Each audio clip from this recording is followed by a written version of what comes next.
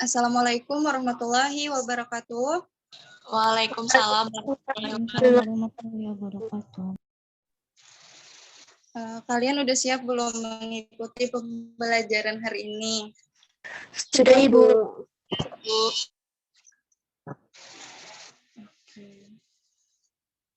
Sebelum kita memulai pembelajaran, mari kita berdoa dulu menurut kepercayaan kita masing-masing. Berdoa mulai.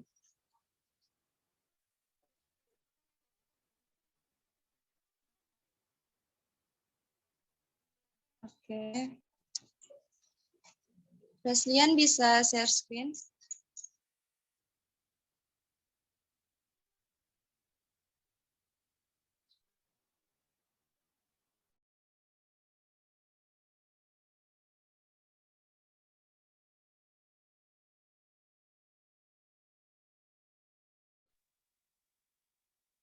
Baik, pada pertemuan kali ini kita akan membahas tentang menganalisis sistematika dan kebahasaan kritik dan esai.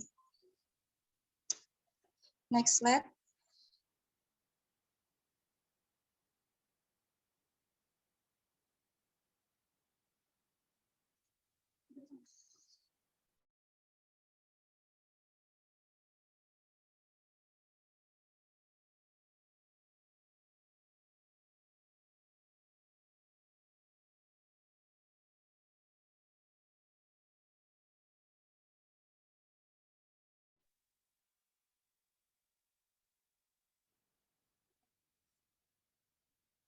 Di tempat kalian slide-nya jalan nggak? Belum, Ibu. Masih yang menganalisis sistematika dan kebahasaan. Baik, tunggu dulu ya. Mbak Preslian bisa diulang share screen-nya? Udah.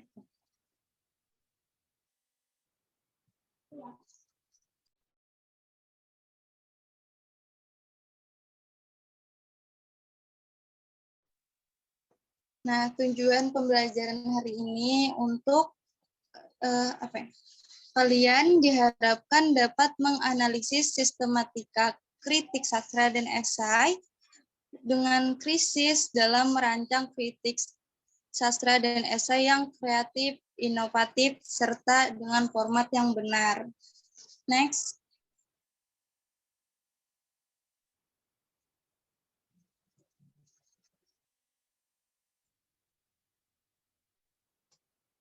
Pada hari ini kita akan membahas tentang pengertian kritik dan esai, jenis-jenis kritik dan esai, bagian-bagian kritik dan esai. Di dalamnya ada pembukaan, isi, dan penutup. Yang keempat ada perbedaan kritik dan esai, serta yang terakhir penyusunan kritik dan esai. Next.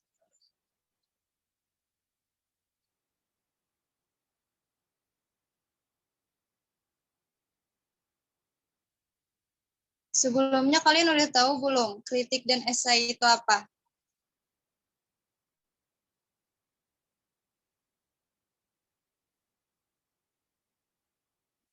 Belum tahu ya? Nah, jadi kritik dan esai itu adalah dua jenis tulisan yang sama-sama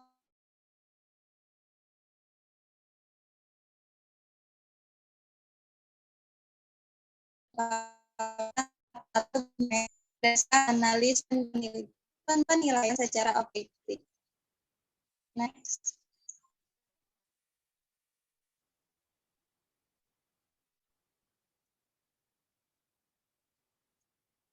Next.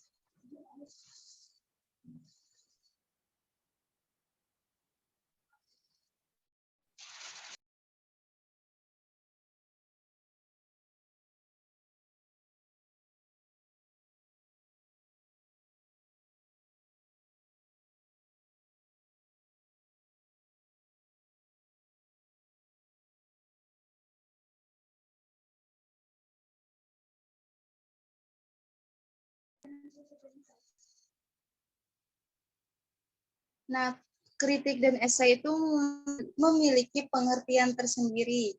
Nah, untuk kritik itu merupakan tanggapan yang kadang-kadang disertai dengan uraian dan pertimbangan baik dan buruknya terhadap suatu karya. Kalau esai, itu karangan yang membahas suatu masalah secara sepintas, lalu sudut pandang penulis. Ibu mau nanya nih, kalian pernah nggak lihat-lihat sosial media gitu, terus kalian berpikir untuk memberikan kritik? Pernah nggak? Ibu nanya. Pernah, Ibu. Bisa kasih contoh nggak?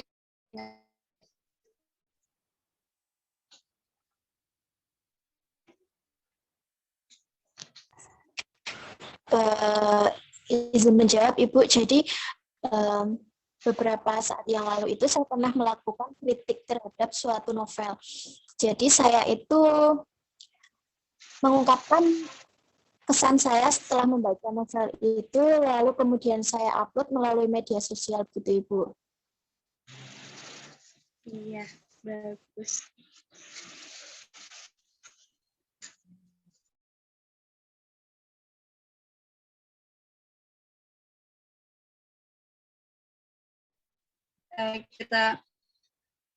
Dalam kritik dan esai ini mempunyai struktur. Yang pertama yaitu pernyataan pendapat atau tesis, yang kedua argumentasi, yang ketiga penegasan ulang. Next. Nah, struktur kritik dan esai, yang pertama pernyataan pendapat atau tesis. Ini merupakan hasil penilaian terhadap sebuah karya. Nah, dalam pendapat tesis atau pendapat juga terdapat rangkuman cerita atas karya yang kalian kritik, serta terdapat contoh perwatakan, alur, latar, amanat, atau hal-hal lain yang berhubungan dengan kritik kalian. Contohnya seperti yang diceritakan sama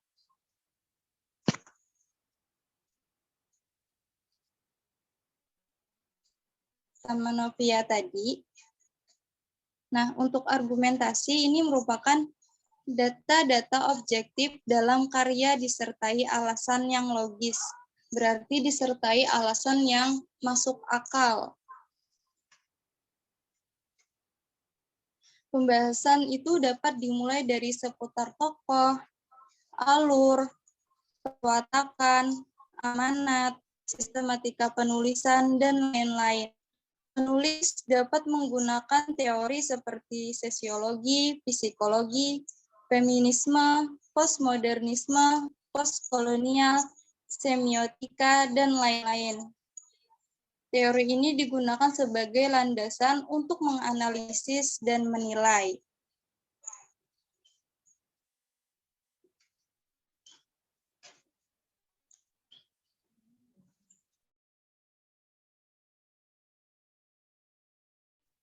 Nah, untuk penegasan ulang ini merupakan ringkasan atau pengulangan kembali tesis dalam kalimat berbeda. Penilaian ini didasarkan pada analis dan argumen yang telah ditulis dalam argumen. Penulis kritik harus tetap objektif dan menggunakan bahasa yang lugas dalam menilai sebuah karya sastra. Oleh sebab itu, pendapat atau argumen yang ada dalam esai biasanya adalah pendapat pribadi penulis esai.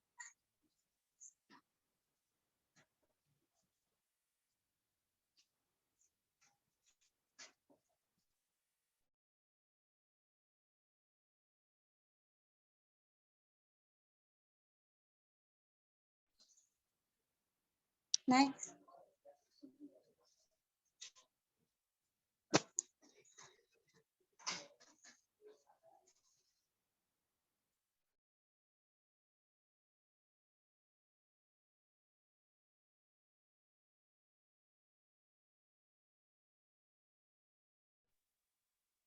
Next.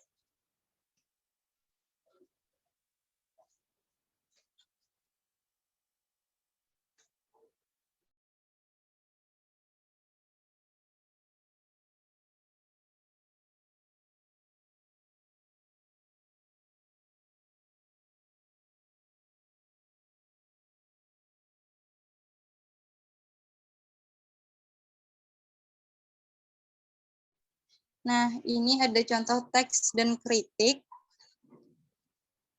Nanti kalian bisa baca, nanti Ibu kirim ya.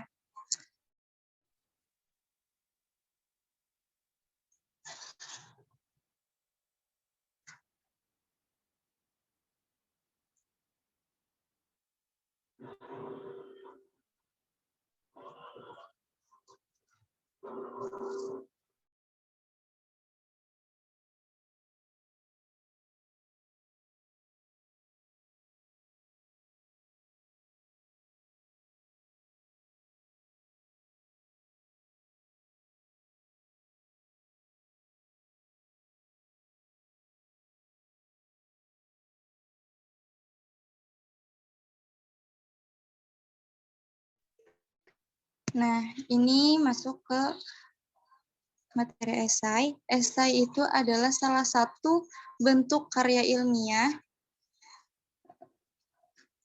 Fajri melalui Nurbaya mengatakan bahwa esai adalah sebuah tulisan yang menguraikan suatu masalah berdasarkan sudut pandang penulis, tetapi hanya secara sepintas.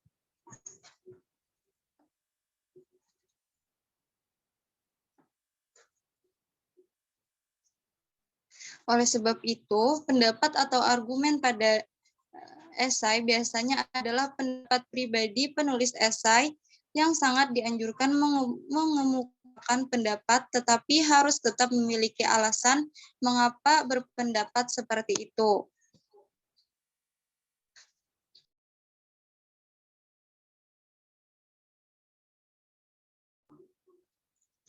Nah, terdapat dua bentuk esai, yakni formal dan esai non-formal.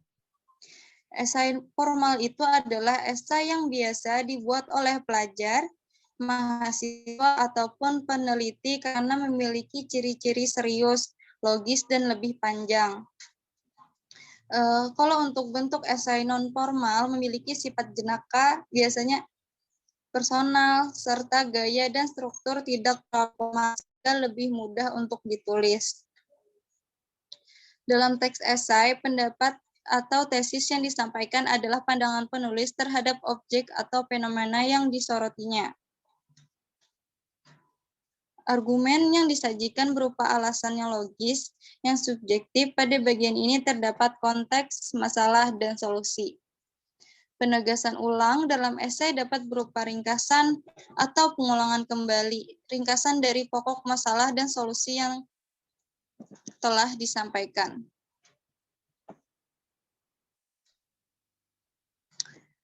Akan lebih baik jika penegasan ulang ditulis dalam 3-5 kalimat yang menggambarkan pendapat kalian tentang topik yang ditulis. Namun jangan tulis kembali apa yang sudah ditulis sebelumnya karena akan membuat pembaca mudah bosan. Ini ada contoh teks esai, nanti kalian bisa baca. Next. Oh iya, sampai di sini ada yang ingin kalian tanyakan?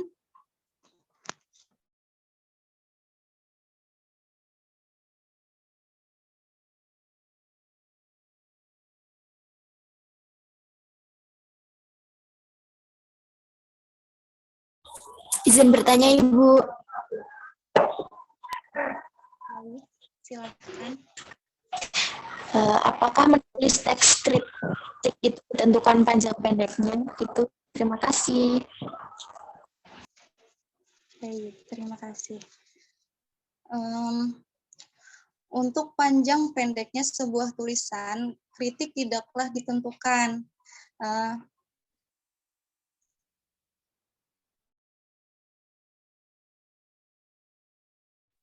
Karena biasanya kritik sastra bisa ditulis panjang atau pendek sesuai dengan kebutuhan dan kedalaman isinya. Meskipun mengungkapkan pandangan penulis, kritik tetap harus ditulis secara objektif karena berlandaskan sebuah hasil karya yang real atau yang nyata. Jelas, Novia? Sudah, Ibu. Terima kasih. Apakah ada yang ingin bertanya lagi?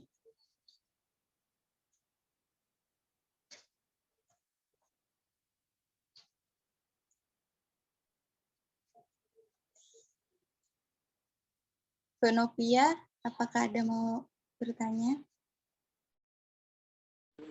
Sudah Ibu, terima kasih.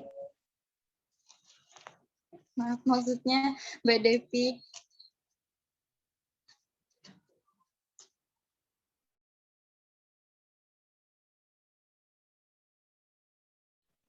Benar Ibu. Oke, kita lanjut. Nah, unsur kebahasaan kritik dan esai. Itu pertama menggunakan penandaan kalimat opini. Contohnya seperti menurut saya, sekitar, kira-kira, alangkah baiknya atau bagusnya.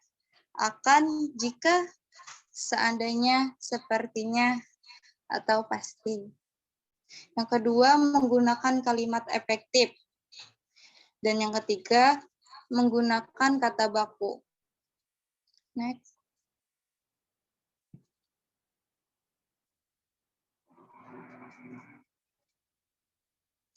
Adapun syarat kalimat efektif, yaitu yang pertama, kalimat tidak ambigu, atau kalimatnya itu tidak mempunyai dua arti atau lebih. Yang kedua, logis, itu artinya masuk akal. Yang ketiga, kohesi dan koherensi. Yang keempat, memperhatikan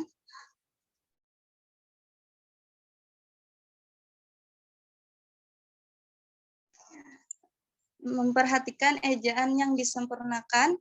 Yang kelima, tepat struktur dan fungsinya. 6, hemat kata. Maksudnya katanya itu tidak berbelit-belit. Nah, sampai di sini kalian dapat menyimpulkan materi ini seperti apa ya? Ibu mau nanya.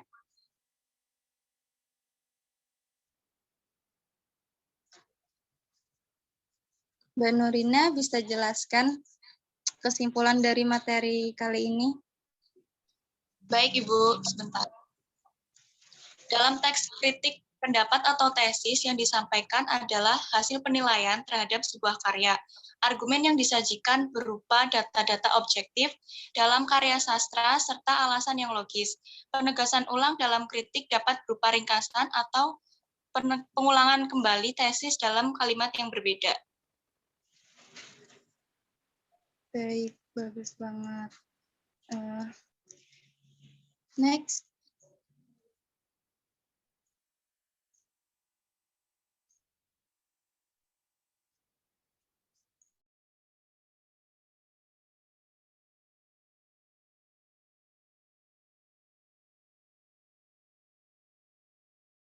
Nah, untuk materi kali ini ada tugas. Kalian akan menentukan bagian kalimat yang berupa pernyataan pendapat, argumentasi, dan penegasan ulang. Ibu udah mengirimkan teks kritik dan esai, dan kalian menjawabnya. Dikumpulkan minggu depan. Baik, Bu. Baik Bu. Baik, Bu. Mungkin pertemuan kali ini cukup sampai di sini.